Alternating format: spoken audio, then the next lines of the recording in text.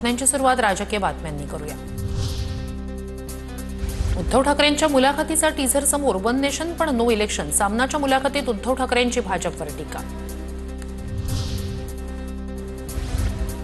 उद्धवजी 2029 पर्यंत काहीही स्कोप नाही, मात्र तुम्हाला इकडे यायचं असेल तर स्कोप। मुख्यमंत्री फडणवीसांची उद्धव ठाकरेंना खुली ऑफर।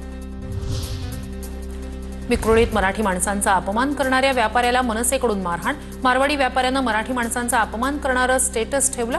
मनसे पदाधिकारी विश्वजित ढोलमसह इतरांनी व्यापाऱ्याची धिंड काढली।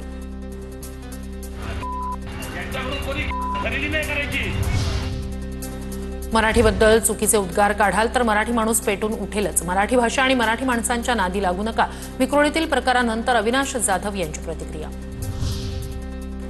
राज ठाकरे उद्या मीरा रोड दौऱ्यावर। हिंदीच्या मुद्द्यावरून मनसेनं नुकताच काढला होता मोर्चा। राज ठाकरेंच्या उद्याच्या दौऱ्याला महत्त्व।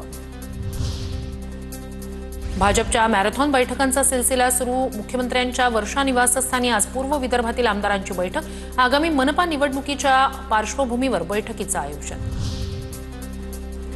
राष्ट्रवादी पक्ष आणि चिन्हावर 22 जुलैला सुप्रीम कोर्टात सुनावणी। न्यायमूर्ती सूर्यकांत यांच्या खंडपीठापुढे होणार सुनावणी।